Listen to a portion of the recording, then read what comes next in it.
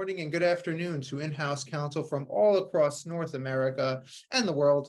Welcome to In-House Connect. My name is Shai Mahani. I'm the CEO and co-founder of In-House Connect, and I'm thrilled to have you here with us today. Thank you for spending your breakfast time or your lunch time or possibly your dinner time with us. And special thanks to our wonderful sponsor, Lexion, and our fantastic presenters today, Jessica Nguyen and Susan Tien, for putting together a fantastic presentation on job seeking during a recession. I know that's a topic that's on everybody's mind, and I'm thrilled to hear our fantastic panelists and their expert insights. But first, for those of you here for the first time, let me give you a quick bit of background on In-House Connect. In-House Connect started 11 years ago as a New York City-based meetup group for in-house counsel. Every month, In-House Connect would organize free CLE classes, which were followed by cocktail networking receptions. And every 6 months, we'd organize fun and festive networking mixers. Over the years, we've helped thousands of in-house counsel connect with peers and outside counsel alike. The group was humming along, and then, of course, COVID hit. We couldn't meet in person, so we met online, which has been a fantastic transition. We've been able to attract a much larger audience of in-house counsel from coast to coast, and we've been able to feature high-caliber speakers like the two we have today, who I'm going to introduce in just a few minutes. This is actually our 40th event of the year of 2022, so let me know, is this your first time, or have you been with us before? So it looks like 30% are first-timers and 70% are returning. So welcome to the 30%. I hope you enjoy the presentation, and welcome back to the 70%. Thank you for returning, and special shout out to the 15%, or actually it's 30%. There's 30% of the audience has attended more than 5 IHC presentations, and 15% have attended more than 10, which is crazy. So that is so wonderful to see, and I really thank your continued attendance and support. All right, that's all my housekeeping announcements. So let's get to today's event. Job seeking during a recession, expert tips for in-house counsel looking to advance or find their next GC role. Our two panelists today are Jessica Nguyen and Susan Tien. Jessica Nguyen is the Chief Legal Officer of Lexion, the simple legal ticketing system and AI-powered contract management. Jessica has an extensive and broad in-house legal career at companies of various sizes and stages in the technology space. Prior to Lexion, she was the general counsel of PayScale, a Microsoft attorney supporting Outlook email, and was the first attorney at Avalara.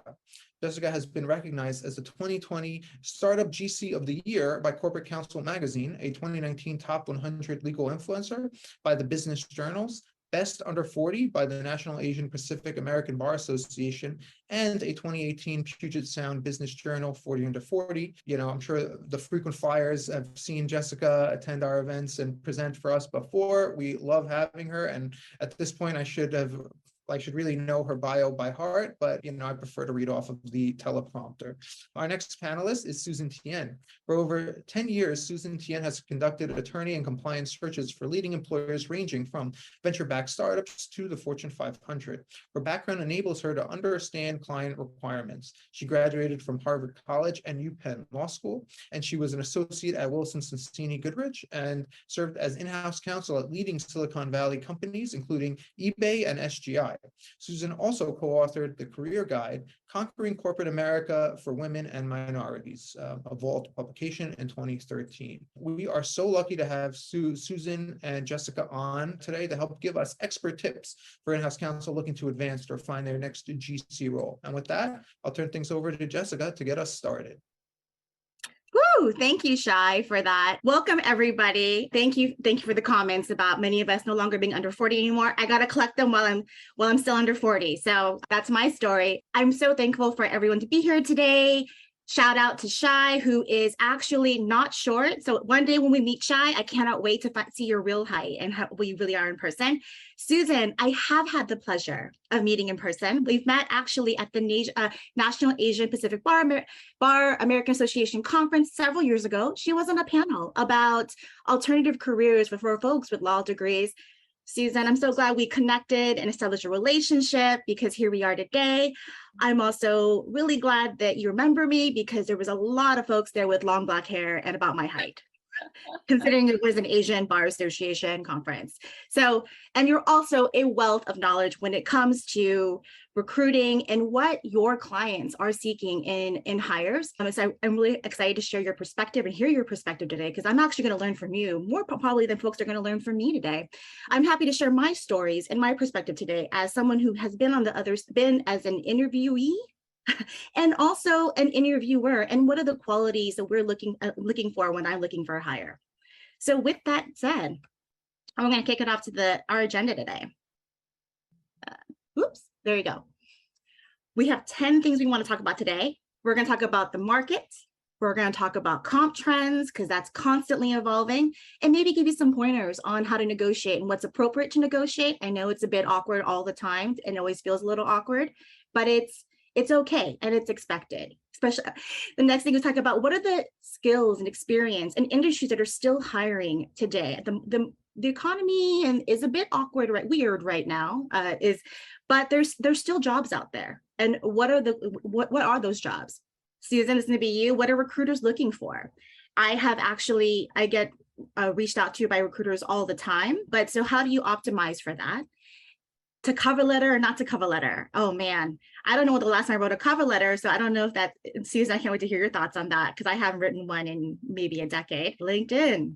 We are actually, this is me really embarrassing, but we're actually going to look at my LinkedIn profile, and Susan is going to give a LinkedIn profile teardown and look and give pointers of what she's looking for, and maybe I'll learn some pointers to elevate my LinkedIn profile as well. How to network and how to get your first job when you have little experience, the job search process, etc., post-COVID world. And lastly, but not least, interviewing tips.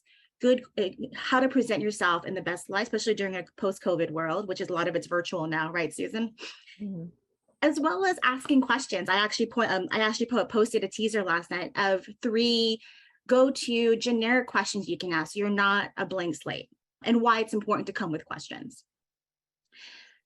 As we hit to the next slide, I wanted to actually, full disclosure, show that there's going to be memes in all the slides.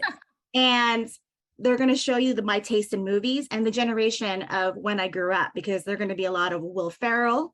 There's going to be some Jim Carrey, etc. So hopefully this is a fun and informative session for everyone here. All right, Susan, I was hoping you can kick it off with telling us, what is the current state of the in-house legal hiring market? What are the roles that are in demand, years of experience, skill, etc.? What are you seeing with your clients? Yeah, so awkward is a great word to describe it. Like 2-3 quarters ago, it was on fire. Everyone should have been looking then, right? And now it was hard to predict the war, but supply chain, interest rates, housing market, they're all messed up. So even economists are very confused. And I was reading a recent New York Times story about interviewing economists, and the best case scenario we have is avoid a recession. So we're not talking high growth. We're talking it's not going to be good, and how not good is it going to be? It could be just a push. So that's where we are now. And during COVID, the market for tech, life sciences took off. And a lot of people were like, why? Right? It's because everything went online or in the cloud, and then life science companies were still busy saving lives. So, all that took off. And right now we're in a little reset, especially with tech, as you saw, like Oracle, Robinhood, Coinbase, they're all doing layoffs. And then here's a little tip. So how do you know how a company's really doing? If you look to see what they're doing with recruiters, I think it's the canary in the coal mine.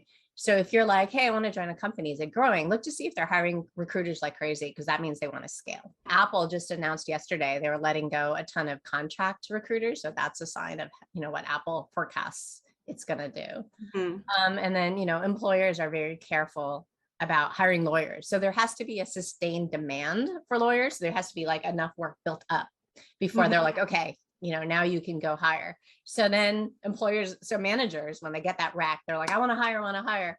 And they're going to hire even if things are tanking a little bit. And like legal always lags the business market. So right now there isn't a ton of layoffs of lawyers, a little bit, but just, so you got to watch that. Which way is it going to go? Not sure yet. So that's sort of the state. What do you think, Jessica? What do you see? I think it's dependent on the industry. Some industries like crypto have just been battered. I also think companies that hired quickly and for growth projections that they have to shift quickly have had massive layoffs. But companies that have been very thoughtful about their growth and growing sustainably and not overspending, I'm not seeing layoffs in those organizations. Mm-hmm. Before we dive further into our topic, I just remember, Shai, thanks for pinging me, that we do have some polls. We have some polls about, Susan and I want to get a sense of who's here in the room today, what your goals are, and what you want to learn so we can tailor our advice and content accordingly. So while we see the poll results, so that's what I'm seeing, Susan, is organizations that are very thoughtful about their growth, are still growing and hiring. And, I work for a VC-backed company, and a lot of our portfolio companies are still hiring GCs because they're still in need and they haven't overspent on sales and marketing and other areas.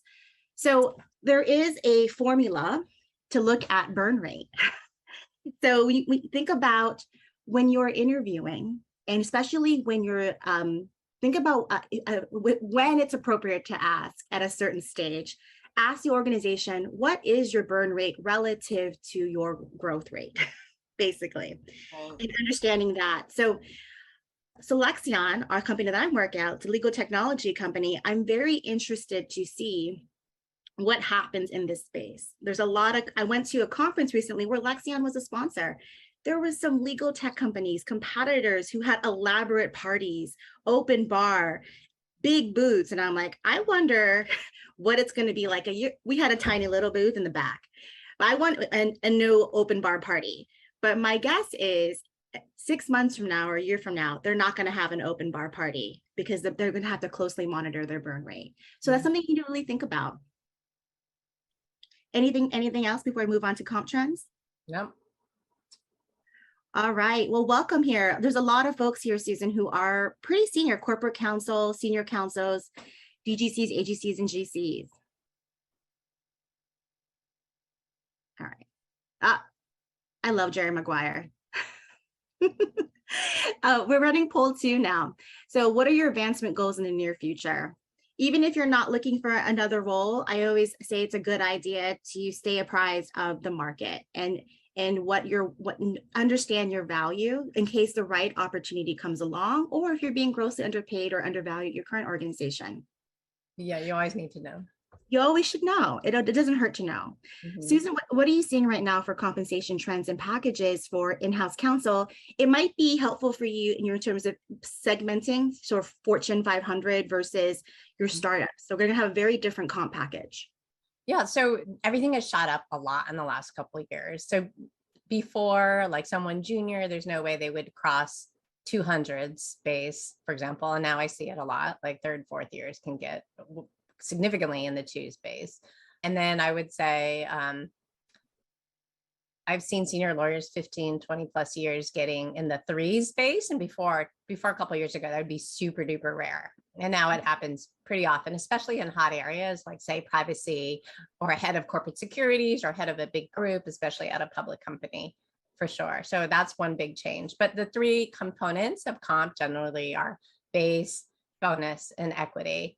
And then the base, so I'm speaking from California, which is probably top of market, especially Northern California. Base, everybody should be in the 2s. Nobody should be below 2s in general. So when in doubt, like, what kind of package do you want? And they're forcing a number out of you. We'll talk about negotiations in a bit. You can always, just to move the conversation, say somewhere in the 2s, unless you're super senior for base. And then, so bonus, if you're super junior, maybe 10 to 15%. I would say a normal number is 25%. And then as you get more senior, 30, 40%. And then it just depends on the company at that point. And then something you should always ask about bonus is, what is the historical track record of paying out? It could be at 25%, but if the company's not doing zero, well, you're getting a 0 of 25%.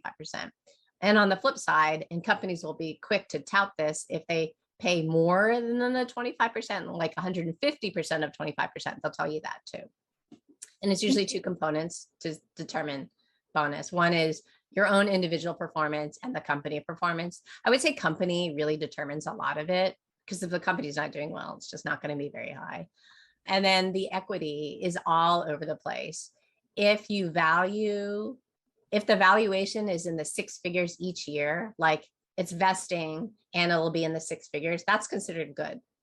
I've also seen like low thousands, tens of thousands. So all over the place, you can ask about it. And then know that employers do expect you to negotiate. And at least one of those three, you can negotiate. But you have to do research to figure out like which of those three or which is most important to you. So, and you should do at least one round. Probably one round of negotiations is normal. More than that, it gets super annoying.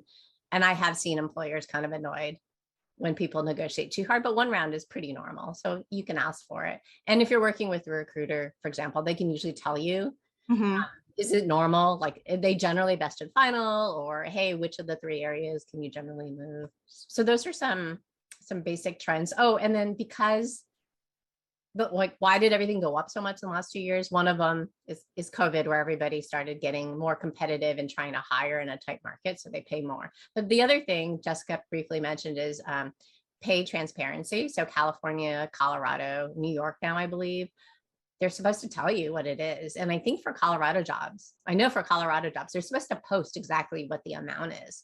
So you should go and just research what Colorado is doing, and then add a little bit of money or take away a little bit of money depending on your cost of living for where you are. So in California, it would be an uplift of maybe 15% easily, but it gives you an idea. Yeah, and we can talk about like negotiation things in a minute, but those are the three areas. okay, great. No, shout out. I'm based in Washington State, and in Washington as well, Susan. Beginning of 2023, all employers are required to also post in job posting the pay range as well. So I'm finding that if you ask a recruiter at an organization or a private recruiter like yourself, Susan, they will share with you the pay range. What are you seeing if it comes up later in negotiation? I know that a lot of states, they're not allowed to ask what you're currently paid, but they'll ask you alternatively, what's your pay expectation, right? What are your thoughts there in terms of what if the pay expectation is so much lower than what the range is, and being able to get to the higher range for an individual? So how can I get more? Like any sort of tips or talk tracks that I could use as an interviewee to optimize and maximize my pay? So as we first said, you should always know what the market rate is. And so how do you find out what the market rate is? Go to the Colorado, New York, and try to just find out generally what it is. Ask your friend. I would participate in surveys. ABA in San Francisco, the Asian American Bar Association for in-house counsel, has every 2 years, they do an annual survey. And I find it to be spot on accurate, actually. I find a lot of surveys not so great. It could give you an idea. But so if you can participate in one, they'll give you the results. That is super, super helpful, especially if it's geographically specific to where you are. I would also, there's a lot of online resources too that you can just plug in. This is where I live. This is the title, and it'll spit out some numbers. Take them with a grain of salt, but these are easy things to do. The other thing is, like, say a recruiter calls you, you can certainly ask what the pay range is. Instead of hanging up or not emailing back, just find out basic information. Those are all like low-hanging fruit that you should always know. So then when you're asked, what is your pay range? What are your comp expectations? You can spit out something pretty competitively, and you can ask nicely, just so we're on the same page, what kind of range are you considering to the recruiter? Yeah, the chat is going fast and furiously. There are a lot of different survey sources. There is ACC, Robert Half, ABA, TechGC.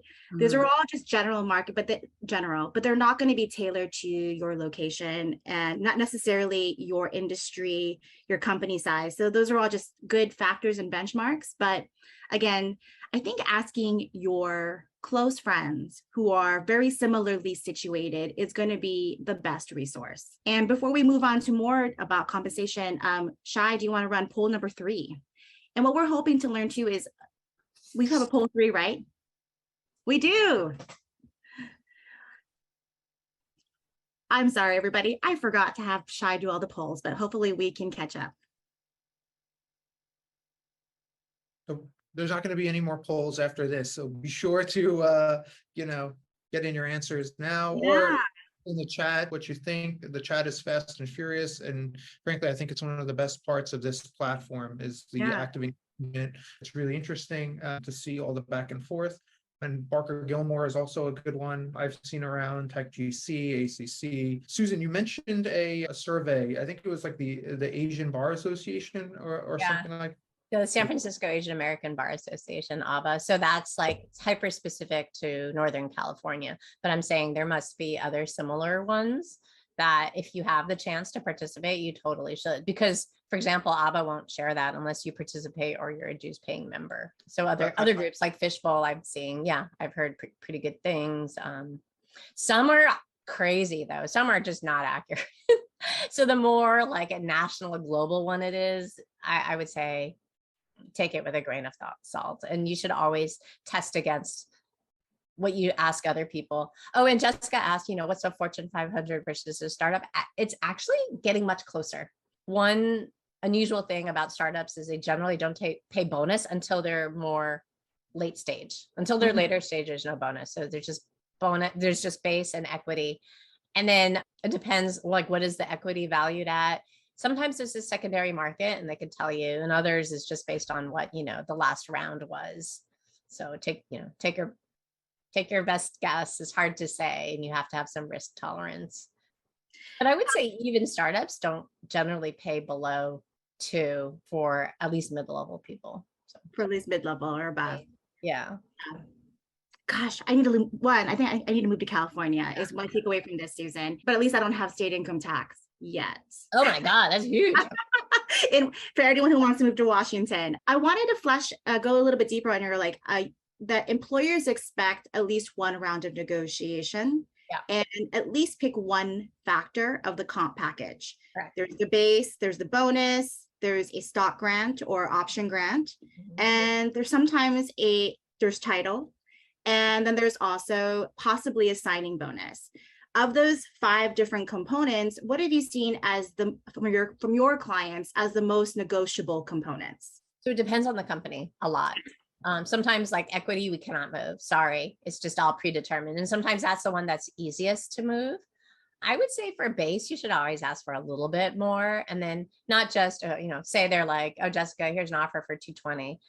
Don't just say, oh, 230. You have to give a reason like, well, I have an offer from Microsoft and they're at 230. So if you could match that, it would make me feel better. So if you have another offer, for sure, use those numbers. Then you can cite personal circumstances. I just bought a house. I'm an associate at a firm and I make 220. So I need to continue to, or I'm taking care of my parents. So it's, more, I have a lot of household responsibilities. I'm super interested in you, but can you see how there's like a lot of soft language, not just cut to the chase. I want more money. Don't do that. Like you have to give a reason. So the better the reason, like the more numerical specific it is, they're more likely to do it. And then the other tip I would say is when you pick whatever the factor is and you ask for it, you always have to signal strong interest because someone has to go to bat for you, right? Like we put together an offer package, it's been approved. This person wants more, can we do it? So if you're like, hey, I want more money, they're going to be like, I don't know if I want to go through all that trouble because, they already mentioned they have 5 other offers, goodbye. But if you say, I'm super interested in you, here's why, is there anything you can do to make me more comfortable because of these X factors? I think you have a much, much, much better chance. So not just pick one, not just research and pick one, but also ask in a way that will get you the result that you are looking for. Yeah. On the hiring side, I have never been deterred or felt negatively toward anyone, man or woman or diverse person who's negotiated their comp. But as Susan said, I want to hear why. I want to hear you're asking for something that's market. I want to hear a personal reason possibly, or what you're leaving on the table at your current employer. Mm-hmm. So in putting back myself in the shoes of on the side of being hired, that's what I did when I left Microsoft to join PayScale. PayScale offered me a package that was less than Microsoft. And so to increase my base and my stock grant, I cited 2 factors: the RSUs that I was leaving on the table when I left Microsoft, and an overall cash comp package that was much higher than what PayScale initially offered. And then I also cited some data about what was fair relative to that. And lastly, I also said, I'm a mom of 2 kids. They're in daycare. It ain't cheap. I don't even want to know what it is today, but it was atrocious 5 years ago. So, or 4 years ago, probably worse today. So, and they took that, and I had a call with the CFO, and he was very open to discussion. And they raised my stock grant and my base. So, all great pointers, Susan. Oh, and the other thing that you touched on is title, like things you can ask for outside of base bonus equity, title, work from home, Yeah. of course, going to conferences. Those are all, think about things soft things that are easy for them to throw on the table. Diversity and inclusion efforts, et cetera. I don't know. Did we answer what was the portion of the package that was the employers?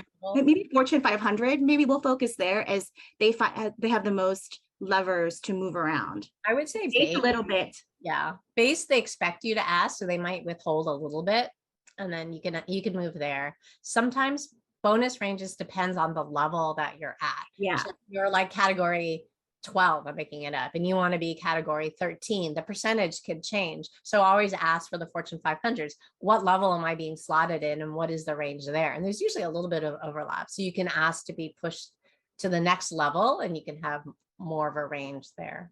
Yeah. There's a question here about personal reason and whether or not it's necessary when negotiation.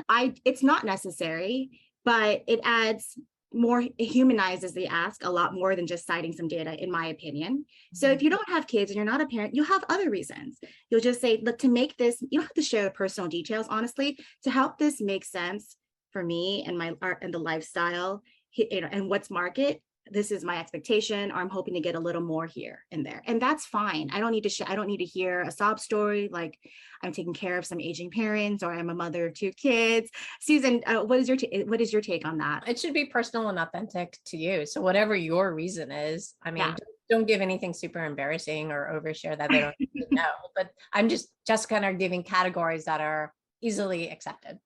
Yeah. So. Sounds great. All right. I love Will Ferrell. He peaked at Anchorman. Industries experience skills in demand now. I think we touched upon this a little earlier about the current state of the market. What are your thoughts, Susan? So, while tech is being hammered right now, there's elements of tech that are super strong, like cybersecurity is hot. The field that Jessica's in, super hot. The life science is still hiring, parts of software are still hiring, parts of AI are still hiring.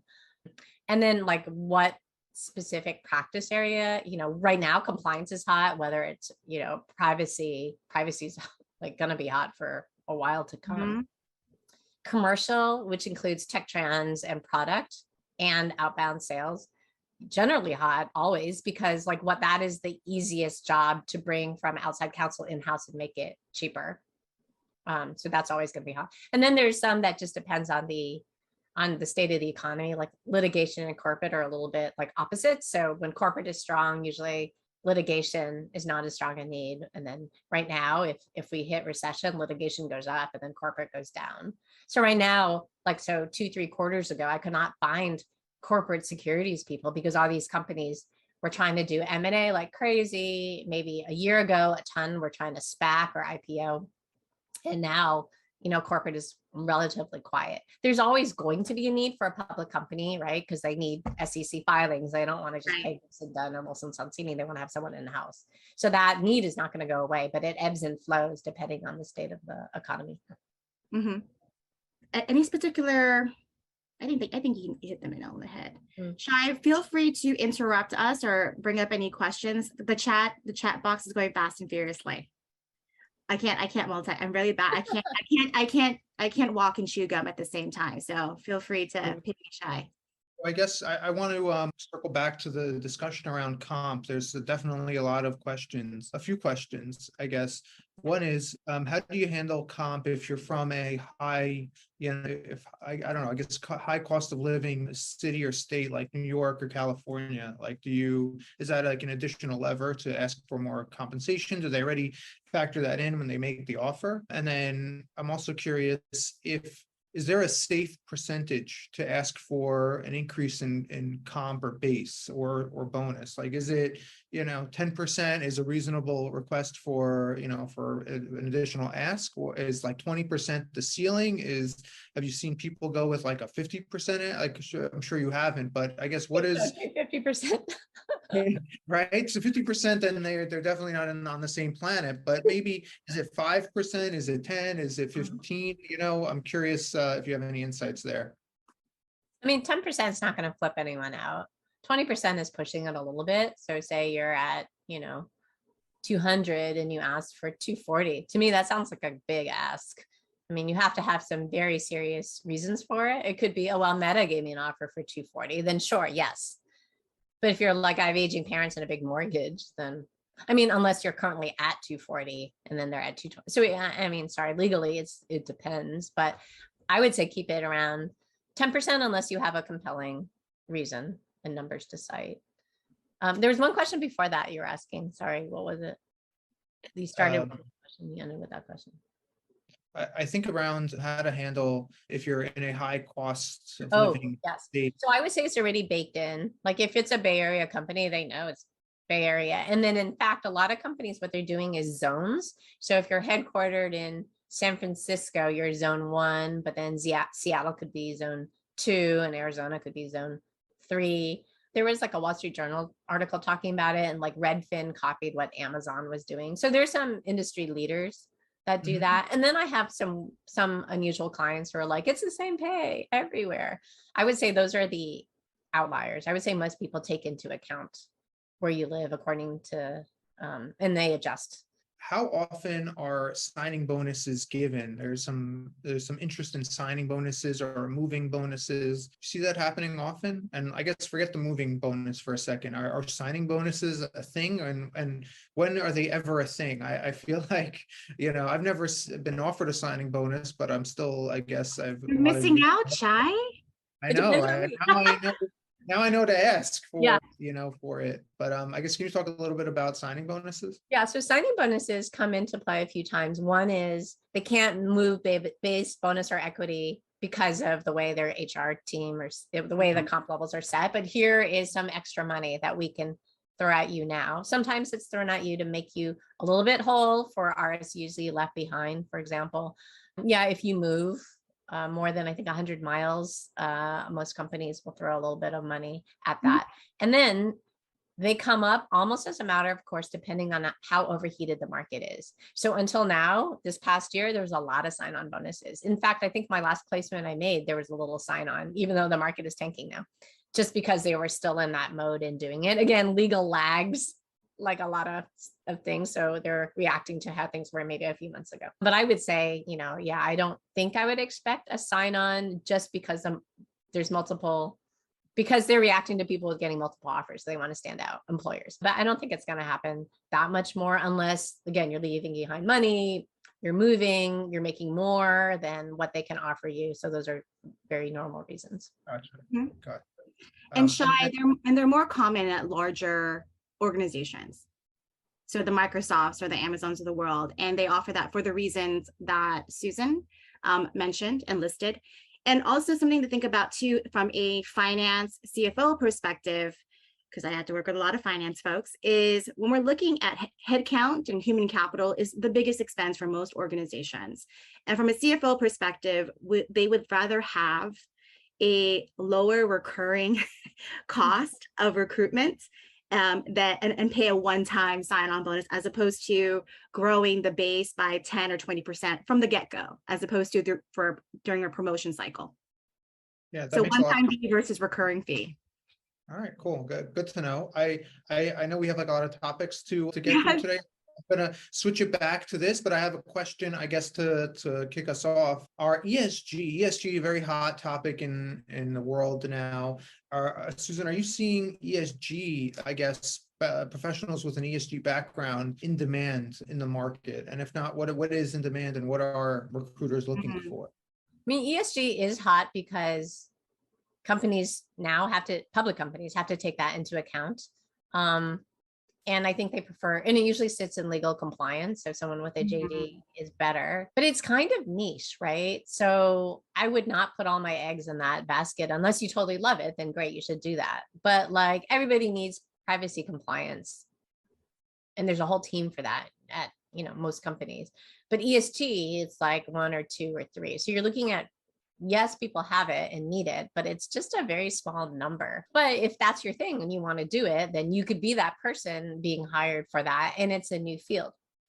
So that's why it's interesting and hot now also, right? Because there aren't a ton of people who've been doing it for 10 plus years because it hasn't been around that long.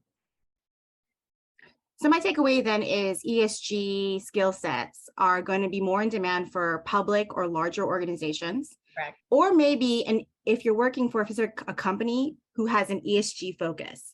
Right. So I have seen a renewable energy company who is maybe not the largest company or Fortune 500 company, but have GCs who are very pro thought leaders on ESG topics because it helps also elevate the brand of the organization in that industry. So that's where I've seen their synergy. Mm-hmm. In addition to having an awesome legally blonde meme, any other insights into what recruiters are looking for, Susan, in a candidate?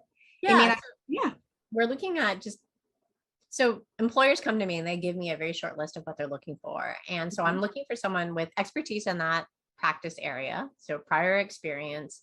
Leveling is very important. Are they looking for a 3 to 6 year? Are they looking for a 15 plus year? So that's the other important thing. And the third piece is training. How do I know the person is any good? Mm-hmm. So how do they present? What is their track record? Did they train at a big firm? Or maybe they trained with industry leaders in a space. And then, so that's like the hard skills, just numbers. How are they? And then the soft skills, how do they present? Because in-house is a lot of partnering with business, and it's a very different way of interacting than when you're at a law firm. A law firm, you're told to make risk zero. That's why they're hiring you and paying you $1 gazillion. But in a company, you're pumping out product. So you have to make fast decisions on incomplete data. And that freaks out lawyers a lot. So employers want someone who's already made that transition. And so I'm looking for indicia of successful transition. So they're already in-house. They come to me recommended. They have metrics to back up what they said. I helped scale this company from this to that. I took this company public. We closed these deals. So those are general things that I'm looking at. And then how do they communicate with me? Like say they have all the indicia of success, but they drive me crazy when I talk to them. If they drive me crazy, there's no way I'm going to the employer. They're going to really, piss off the employer too. Right. So that's high level how I sort and what I'm looking for. How are you finding candidates? Like, how are you sourcing once you get the requirements from your clients? Right. So, I've been doing this 15 years. I know thousands of people. And so people stand out to me. I take notes and then I go through who do I know, who told me they're looking. And then I also go on LinkedIn, and we'll touch on LinkedIn too. Right. And I can find a lot of answers to this. What level are they? What kind of training? Can I tell they have a good track record? Who do I know in common with them? Mm-hmm. So those are often areas. And I will ask people, right? So if I'm doing a compliance search, I'll ask my CCO friends, oh, hey, do you have someone at this level? I have a good client looking, et cetera. I also want to give a shout out to organizations like the Women's GC Network. I'm a part of it, and we're often sharing job opportunities that folks like Susan are doing outreach for. So a GC will say, hey, a recruiter reached out to me for this job, but I'm not interested or I'm not looking to move. And they reshare with other GCs. So that's another way, just your network. Oh, one more thought on what recruiters are looking for. Do not overshare with your recruiter. We may be lovely, but we're not your best friend. We want to do good by everybody. But if you tell me things that you wouldn't say to the employer, be very careful, right? Because I'm bound to disclose anything material that the employer should know, right? So how you talk to me should be your best professional self. Got it. And what are the things that irritate you? Because you've had some annoying or drive you crazy candidates that they don't get to the point. They just like talk on and I'm like, what are you looking for? And they give me a 10-minute dissertation. It's like, oh my God, if my client says, what are you looking for? And they do this, like, that's very bad. Or they speak badly of their prior employer. You don't need to do that. Oh, yeah. Say the same thing very professionally. Like, instead of saying, had a toxic boss drove everybody nuts. People say that to me all the time. The better way of saying is there was management change and the turnover in my group was 50%. Now I know you got a toxic boss, but you didn't say that. So there are just like tips like that you should definitely employ when you talk to recruiters and also the employers. Got it. Oh, it's a signal to you what they're going to be like when they're interviewing with your client. Correct. And it's a representation of you. Correct. And that's like a very Asian thing, I think, where anyone I recommend, it means I have stamped approved. I'm not like a money stamping thing. I have to honestly believe someone is better off working at company X, and company X will need this person. So I take this very, very, very seriously. So what you say to me, I'm listening very carefully. Yeah, you should. It is part of your reputation and brand. Moving forward, this is going to be a quick one. Yeah. I love ELF, first of all, but also to cover letter or not to cover letter. Nobody likes writing those cover letters. But in Susan, are you seeing folks still having to write a cover letter? Or if they work with you or a recruiter, they can skip it? Okay, so I would say generally people don't do cover letters and generally it's fine. But if you have an amazing cover letter, it could make a difference. And it's one of the things that's within your control, like where you went to school, the grades you got, the experience you have, it's already done, right? But how you present yourself, including cover letter, you can. And then here's why I think a cover letter is helpful. It's not cover letter, but more like, what is the theme of your life that you're trying to get across? And so you have to think about it anyway. So if you have it, you should put it in a cover letter, and at least the person reading it will get it right away. Instead of my having to read the different parts about you that may or may not line up, you just say like, I'm interested in this corporate securities job. I trained at Wilson Sonsini. I had Cisco and Amazon as my clients. I went in-house to my client, Amazon. These are the 3 things that I did for them that you are looking for too. And so if you put that in your cover letter, like, done. Okay, I understand. Whereas it saves me time. And if you're having a friend walk your resume in, you want to tell them what they need to say about you. You should never just be like, oh, Jessica, can you walk my resume? And you have to give them a soundbite of why it makes sense. And that is what could go in your cover letter. So it's it depends. Like generally, no, you don't have to do it, but it can be helpful. And here's why. Jacob in the chat has asked a great question. It ties back to the prior slide, and it also ties with our ending slides about interviewing tips. Jacob asked in an interview, he was asked by an interviewer, tell me about a bad boss experience and how do you get around that? I will start how I would answer it and what I would like to hear as the interviewer. I think everyone knows that you're going to have good bosses and bad bosses. That's a reality. Susan, you don't have to badmouth a boss to say that. But what I would just say as an interviewee, if I was directly asked that, Susan, tell me if I would annoy you, is that I have learned a lot about what I'm looking for in management and the type of manager that I want to learn from both good bosses and equally, and maybe even more so, from bad bosses. There are no hard feelings, even with my bad bosses. I love them or I really like them as individuals, but oftentimes they lack the desire to be a people manager, lack the training to be a people manager. And so I have taken away from that. And here's what I would take away. And then I would highlight some of the skill sets that I would bring to the table. I would be, I have more structure to my one-on-ones and make sure that I'm always providing growth opportunities for the people on my team. So I would use this as an opportunity to highlight why I would be a good manager and twist it around. Jacob, hopefully that answers your question. Susan, any thoughts on how you would respond to something like that? I think that's an A+ answer, and it falls in the bucket is, what is your greatest weakness? They're not really asking you what your greatest weakness is. They're asking, what have you learned, right? And can you talk about something uncomfortable in a very professional way? So Jessica did an A+ job. Because it's not just what is your weakness, but how did you fix it? So not just what was your horrible boss like, but how did you get your job done, right? And show that you're professional and not flip out.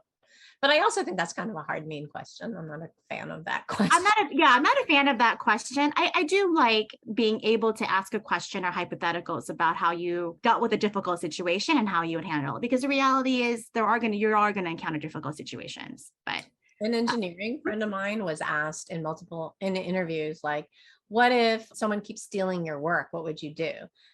And she's like, oh, I would talk to them. And then the interviewer said, what if they kept on doing that? And then so she asked me, how do you answer it? I'm like, that is a weirdo question. So it's kind of, I don't know.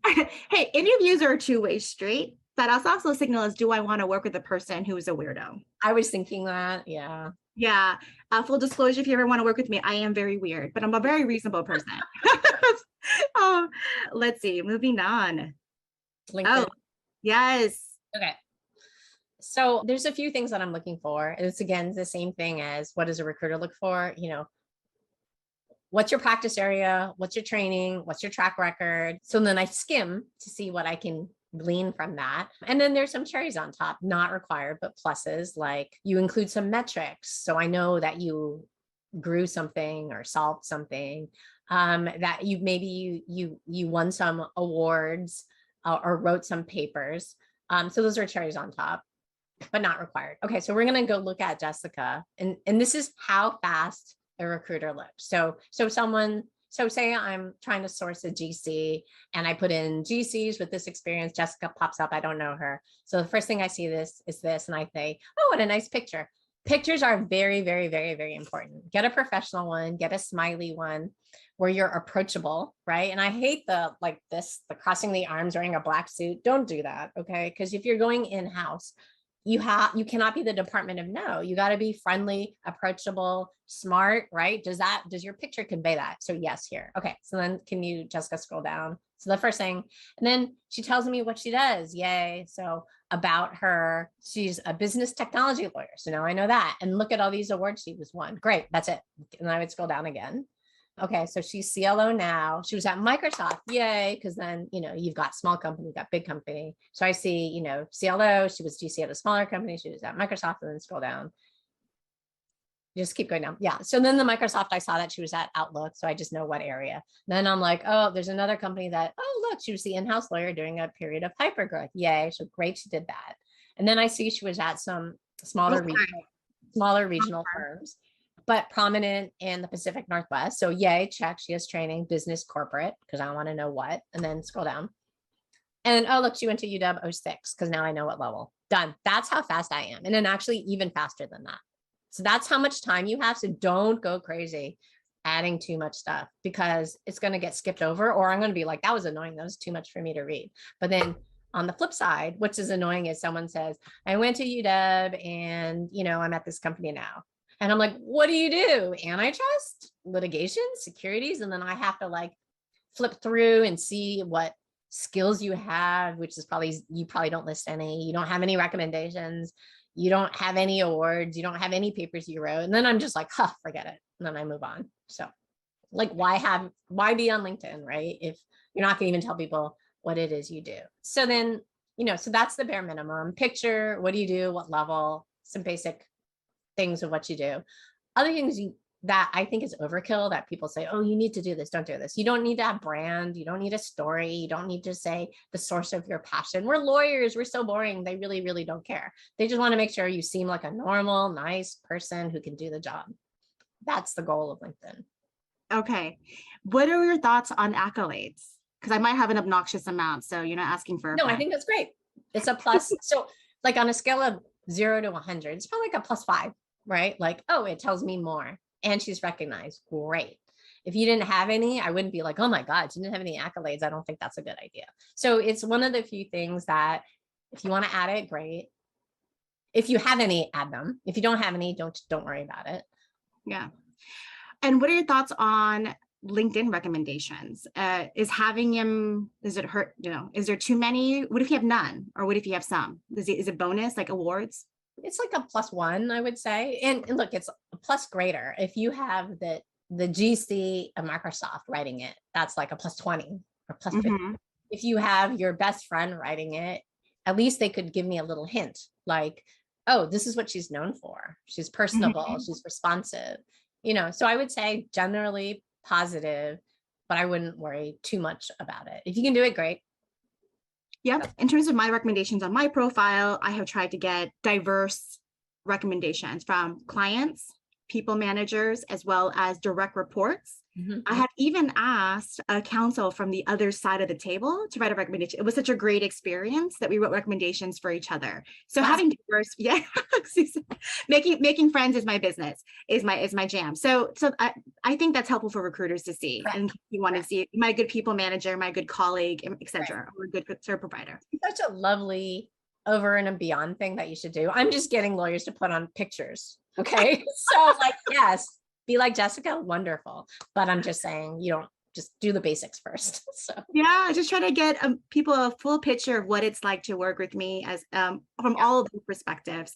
There's some great questions here. What are your thoughts on having open to work on the profile picture of the LinkedIn profile? Does that attract you? Does that deter you? it doesn't do anything for me, but my searches are usually very high level and very specific. I would say most of the people I reach out to, I don't care if they're looking or not looking, I'm trying to woo them.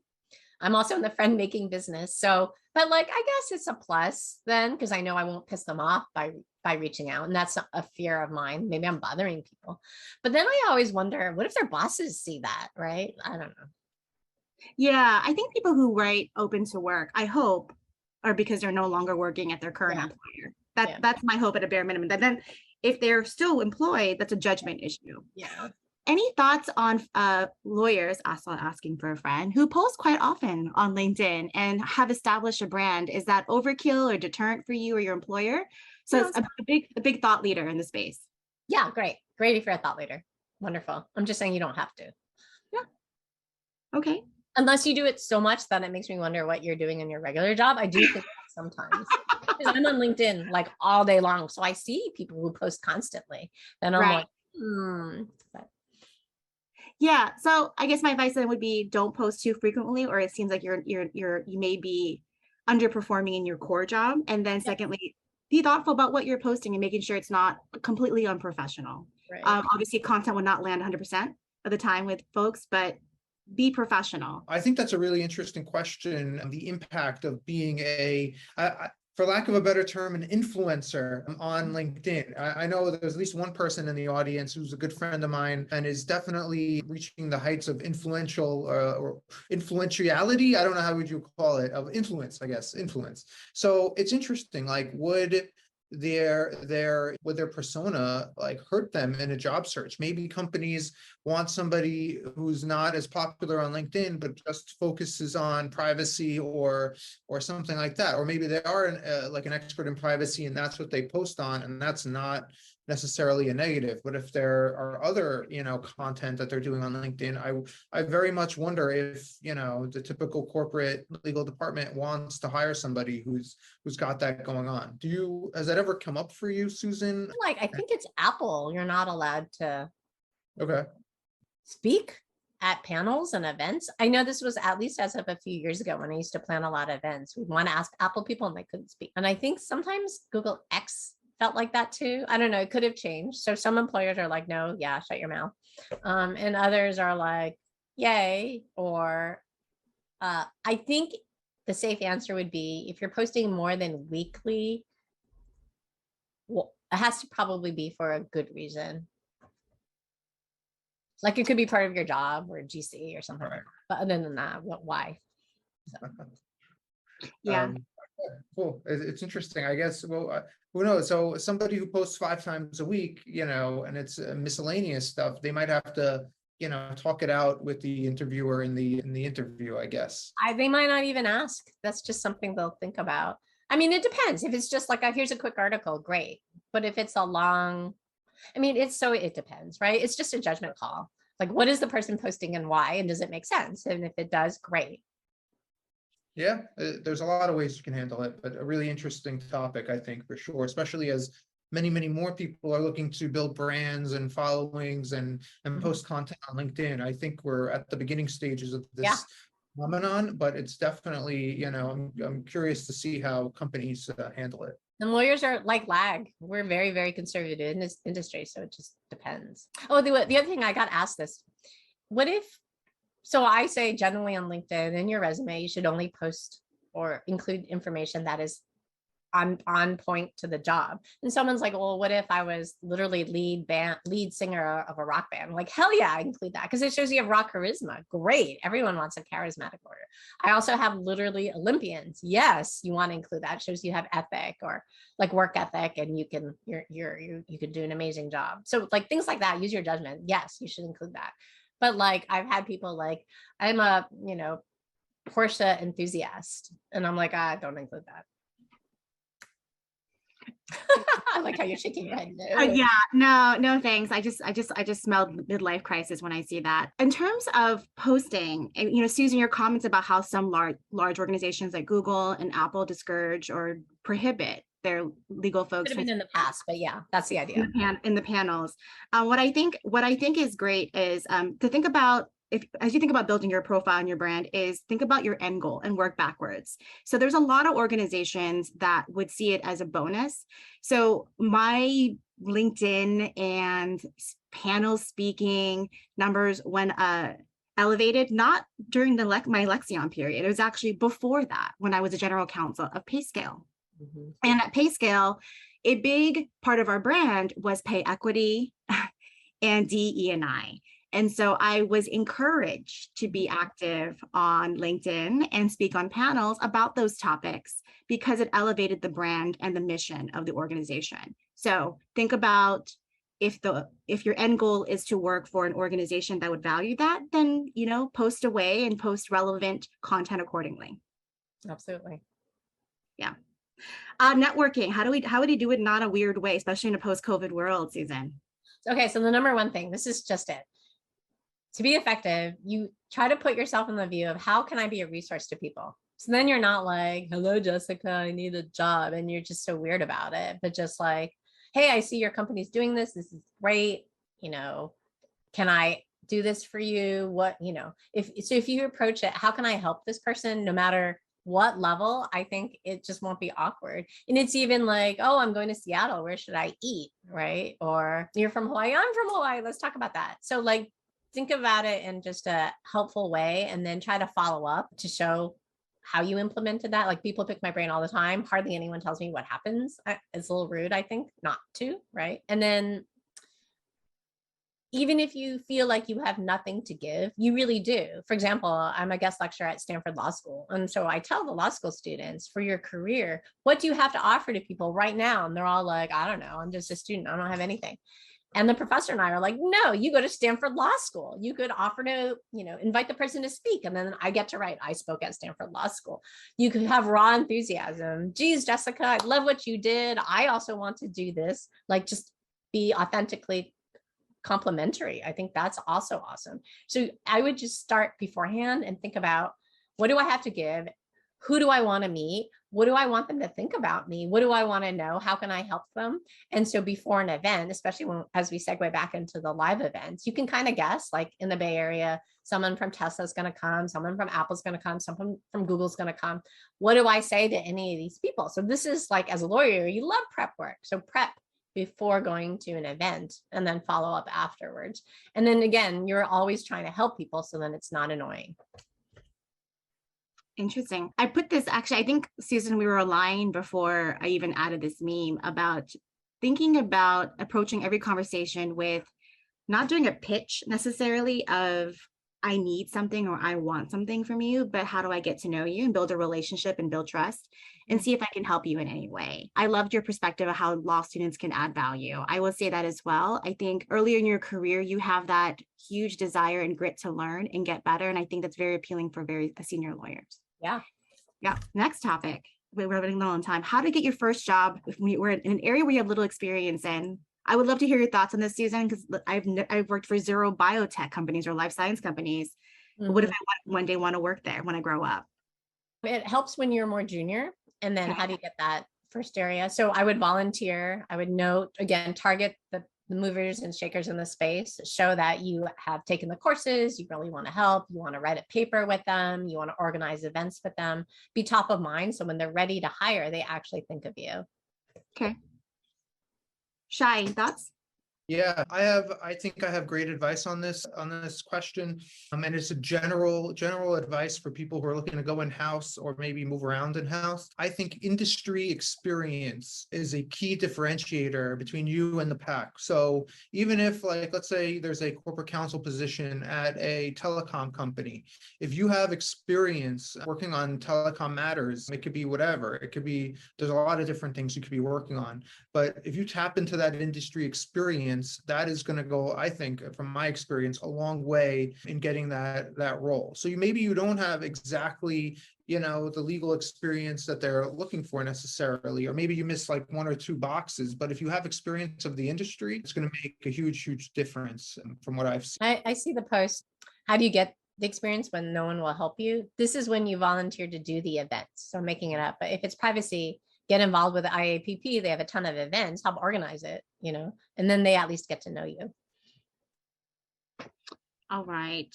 There's a lot of great questions, and I want to speed things along so that we can get to some of the good questions in the chat. What is the job search process like post-COVID? Yeah, so post-COVID, I would say it's faster because now you have video conference rather than flying people in. So before it would be like, first round would be, a bunch of phone, and then second round would be in person, and then, the GC wasn't there, come in a third round, and it just would take weeks and weeks and weeks, and now it's just bam, bam, bam. I also feel like employers are more accustomed to multiple offers and have sped up a little bit, at least.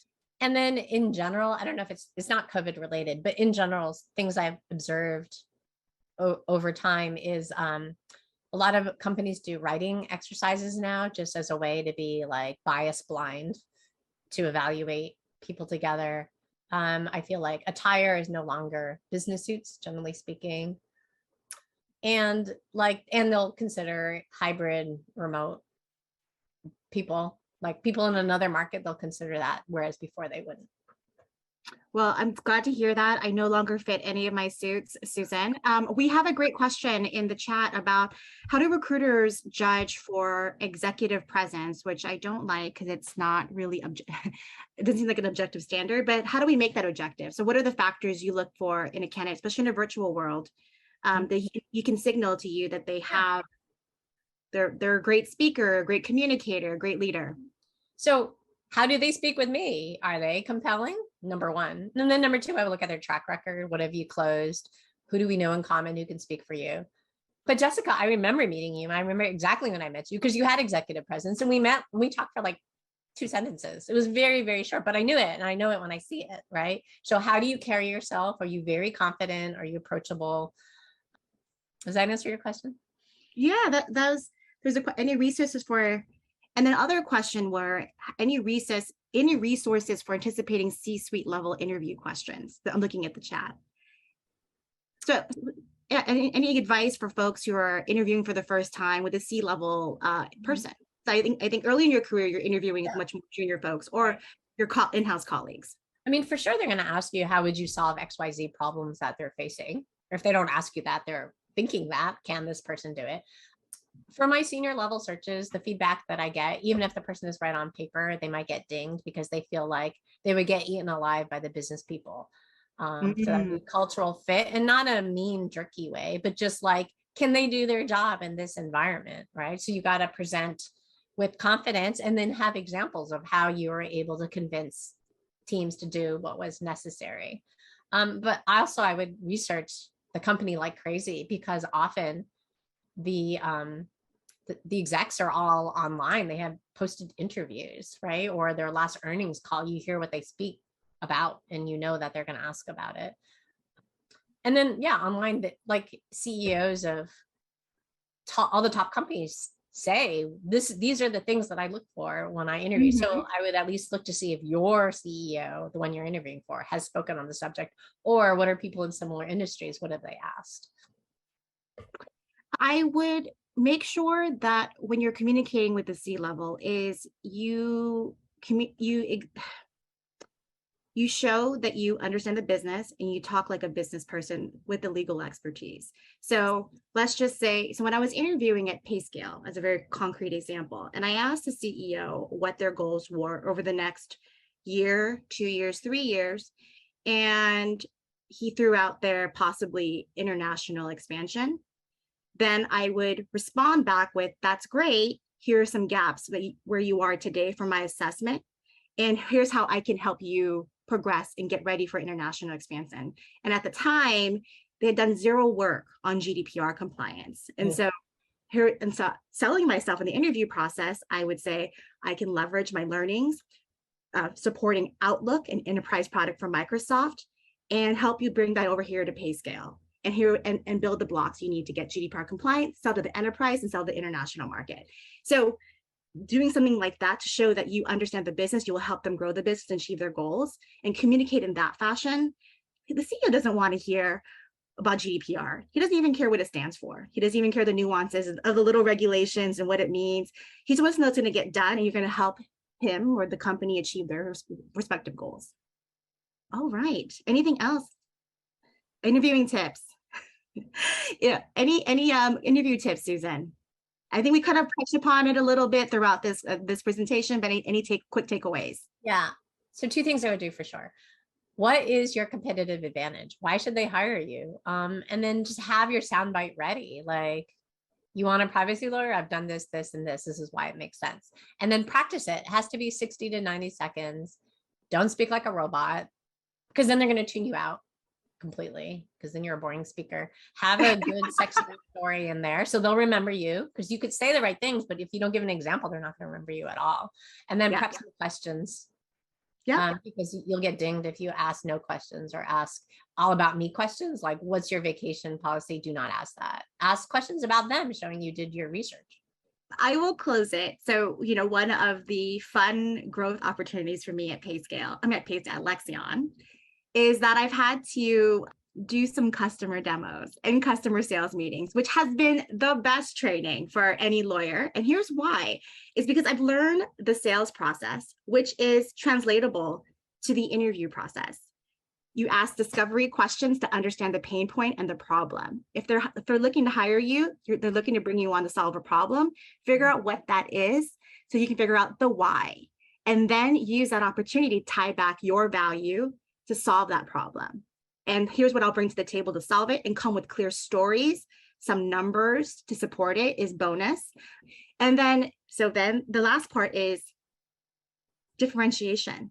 They come in like, why am I the best candidate to solve? So again, the sales process in this space, like the Lexion space of contract management, legal ticketing, all of the buyers are like, I don't know, you guys all seem the same to me. So I come in and be like, look, there's like 50 players, but here's what makes us great. Boom, boom, boom. And something that's easy to remember and very clear and concrete. And I would do the same thing if I was interviewing for a job.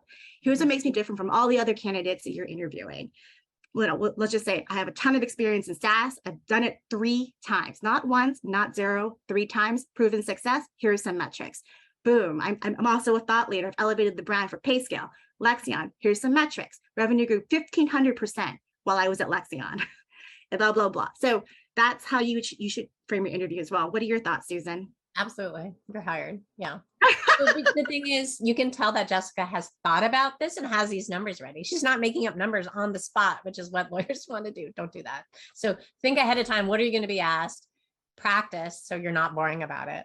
Right. And then have killer stories. And then that's all super helpful. Oh, and then also, if you have someone who knows the interviewer, have them go invoke them, have them call the interviewer and be like, oh my God, Jessica's great.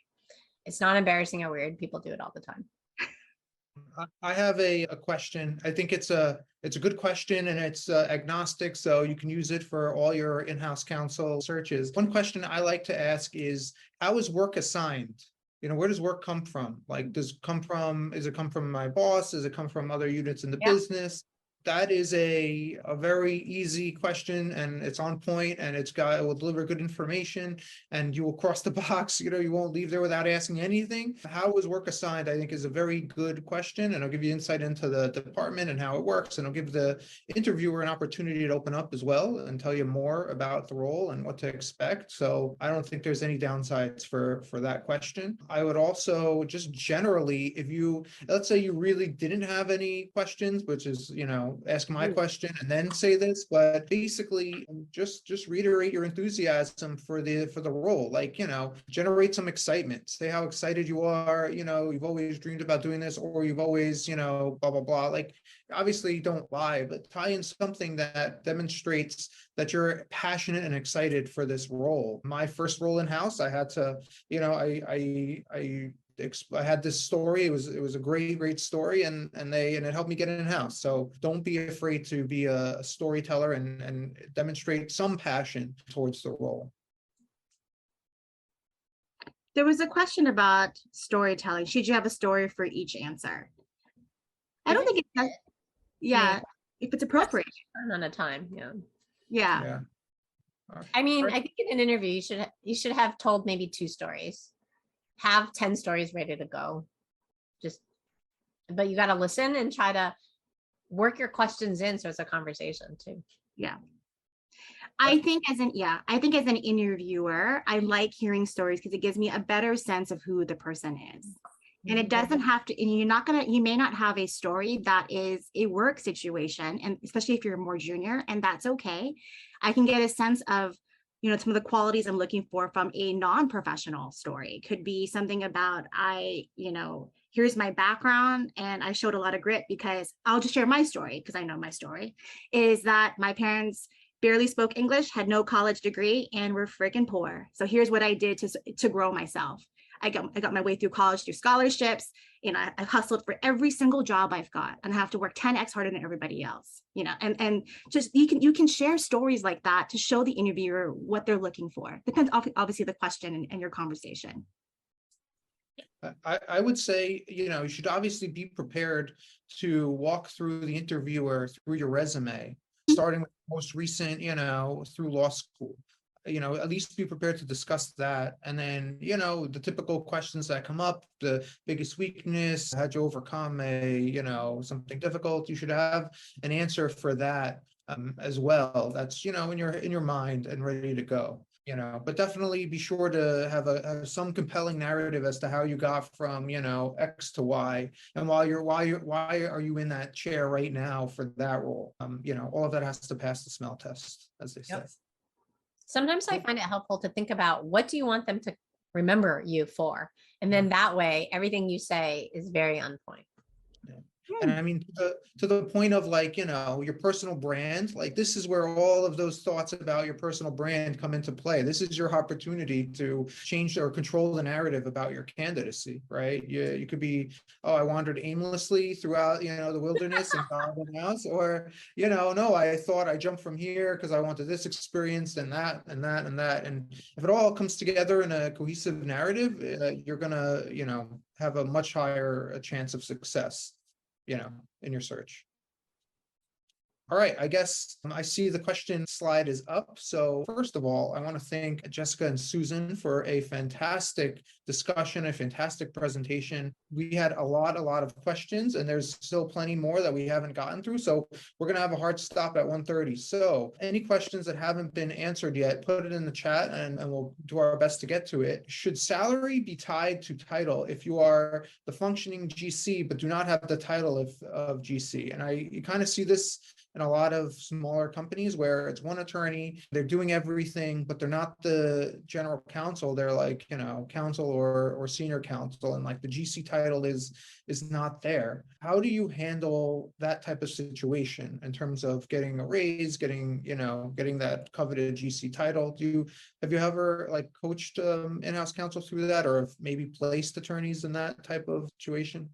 Sometimes they're called head of legal or VP legal, but the company wants to have the ability to slot in someone if they're more senior. But yeah, the person should argue that they're doing the duty and should make top dollar. I mean, a general rule of thumb is the top lawyer will never make more than the top finance lawyer. So how close you can get, that's the trick. Got it. For GCs at smaller companies who are looking to move or progress, does it make sense to take a step back, and work at a bigger company, but, maybe it's a bigger paycheck, but it's a lower title? Or do you want to stay at the GC level for the entirety of the search, and only, if you go back down a level, that's bad? I mean, it totally depends, right? Because like say you go to Google or Meta and you're a DGC of a ginormous function. I mean, that's great. Mhm. Right. Okay, so I guess it depends, and it's not necessarily a bad thing. This is an interesting one. They're all interesting questions, but I think this is particularly interesting. What about sharing political opinions on social media? We talked to, we had a little bit of a discussion about, what to do if you're an influencer, but what about, if you just share a random political And how does opinion? that get you what is your end goal? How is that helpful? I don't see the link. So you're saying it's better to not share political stuff on LinkedIn? Anything you share can be read and is permanent. And how is that? I just fail to see how it's helpful. I mean, it's true. It could be an authentic part of you, but just know it's on, it's permanently out there. I think you just have to then keep in mind that wherever you work, and like there are going to be certain future colleagues, managers, or employers who may disagree with your opinion and if you're okay with it, and you may be, because their values political views are different than yours, are probably going to eliminate you from consideration from a role because of that content. But that could be okay with you. So you'll have to just decide. It's always, I think I think you have to assume the risk that something, if you are posting a lot on LinkedIn, and it might rub employers the wrong way, whether it's political or not. You just have to assume the risk. And frankly, if they can't jive with, your LinkedIn persona, then it's probably not a good fit to begin with. That's my 2 cents. What about a situation where you are promoted to a higher title, but no comp, no bump in comp? It's just totally just limited to title. How would you, I guess, counsel somebody to handle that? Do they just take it and hope for the best, or reject it, go for greener pastures? I mean, title is better than not title, but title with money makes sense. I would try to understand the reasoning. I would understand the track record of they're doing this. What is the plan? I think it's risky. But if someone's going to just give me a better title, I would take the better title, but I would definitely, diligence and ask for the money that goes with it. What about during, let's say you submitted for a senior counsel position, and this is an interesting, you said there's 3 things you can negotiate, which is comp, bonus. I forget what the third one is, but yeah. Yeah. What about title? Is title ever something that can be negotiated? And I'm not saying going from counsel to general counsel, but senior counsel to, I don't know, whatever the next level up is, director perhaps. Yeah. Does that happen? Yeah, it totally happens. It depends. The bigger the company, the more ossified the titles are. But I would get on LinkedIn and see what titles there are. For example, a lot of legal people want the head of legal title if they're not going to get the GC title. And then the company will come back and say, oh, we don't do head of. Then you go on LinkedIn and say, look, there's head of marketing, there's head of finance. I've totally seen that. So, everything you have to research and give an argument of why, and you should certainly ask for it. And then the argument that I would make is, hey, I'm representing the company and I have to have the right title to reflect my role, right? Otherwise, how am I an effective advocate? They're going to say I'm head of all commercial transactions, but then someone doesn't, like the other side is unhappy, our client, they want to escalate it. They should know that it still comes to me. So I have to have the right title. I love that, Susan. I love how it's like, this is good for you to give me a good title, and here's why it's good for you. It's always, it's good for you. Never, it's good for you. Why is it good for me? Right. So the title of, why are you giving me the title and no money? It's not good for you because you're setting a strange precedent. Yes. That doesn't make sense. Not, why on earth would I do that? That's not good for me, obviously. But you frame it always, how is it good for them? Yeah. Jessica, so I have one or two more questions. And again, last chance for questions. Jessica, would you mind sharing your LinkedIn or email in the chat for you and Susan? Oh, there we go. And Susan, I don't know if you would mind just putting in your email or your LinkedIn, whatever you prefer. Put in the chat. So people can connect with you. It seems like there's a few people who are in law firms and they want to go in-house. Can you talk a little bit about a law firm attorney who's 15 years in a law firm and wants to go in-house, what that might look like, and any tips, tricks, any pitfalls that you've perhaps encountered? So 15 years is pretty senior. I would say the most requested level is 5 to 8. So when you're at a law firm, as you're getting close to your 5 to 8 year, really think hard about whether you want to go in-house. Okay, so say you're 15 year, what is your title? If you're already a partner, it makes it really hard because then companies think they won't be able to pay you, and then you'll have to really network to get your story across. The easiest thing I would do if I were a 15 year is approach my clients because they know who you are already. You don't need to explain how you work and why you're a good fit. And then the next thing I would do if I were that 15th year is talk to my friends in-house who are very happy with the jobs that they have. And so when they get the recruiter call, then they say, oh no, not me, you should call my friend. And then, for example, as a recruiter, if I call a good candidate and they say, talk to my friend who actually doesn't meet the criteria, I still will call the person out of courtesy. And then at least you have a shot. Got it. I didn't know that, Susan. I do that all the time. Like, hey, not me. How about so-and-so? So I would encourage folks to tell me if they're looking, and I will not share it with your current employer is sort of the underlying understanding. There's nothing in it for me to do that for you. But because if you let me know you're looking, then when the folks like Susan reach out to me and like, hey, are you interested? Or do you know someone who's interested in this role? I will send recruiters names. Some names if I think the person's a good fit because they have very specific requirements. All right, cool. I think we're going to wrap up now. Susan, do you have any last thoughts, tips, advice to share with the audience before we sign off? Or I feel Jessica, the last thought I would say is the legal community is actually very, very, very small. When I started, I don't know if I knew that, but now everybody, you are building your reputation for better or for worse at all times. And go ahead and, have lunch with people, meet with people. Like when I was a junior associate at Wilson Sonsini, I was working like a dog, but those are my dear friends that I happen to grab lunch with. I was just like, oh, I'm going to have lunch with my office mate. And now they're like head of whatever, right?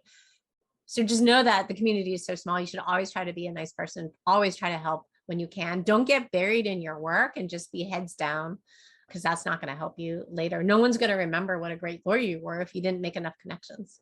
Mm-hmm. Double down on what Susan just said, and I'll just add real life stories. So one, Wilson's a backer of Lexion. So sorry you're working like a dog. They're a great law firm. Yeah. Secondly, in terms of always be a nice person and professional is quadruple down on that. All of my job opportunities or successes is relationships I've built, not just for people I worked with, but folks who were on the other side of the table as well. I was at a company called Haibu. A recruiter found me to go from Avalara to this unknown company called Haibu. Haibu was a partner of Microsoft. Attorney on the other side who I had to negotiate contracts with recruited me to come to Microsoft. And then at PayScale, I negotiated a DPA with an attorney on the other side, and she became one of my first customers assigned to be a Lexion client. So the community is small and teeny, tiny. And those relationships, even if it's adverse, are actually, you shouldn't treat it that way. And those are some concrete stories of why. Awesome. Well, thank you so much, Jessica and Susan. This was a fantastic presentation. And thank you everybody for tuning in.